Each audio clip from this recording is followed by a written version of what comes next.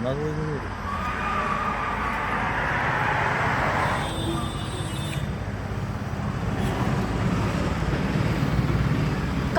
സ്വദേശികളായ അയ്യപ്പ ഭക്തർ സഞ്ചരിച്ച ട്രാവലർ നിർത്തിയിട്ട കണ്ടെയ്നർ ലോറിക്ക് പിറകിലിടിച്ച് ഒരാൾ മരിച്ചു.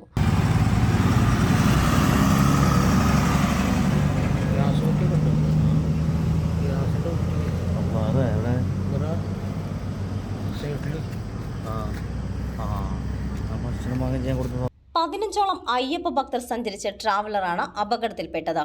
കർണാടക സ്വദേശി 43 വയസ്സുള്ള ഉമേഷാണ് മരിച്ചത്.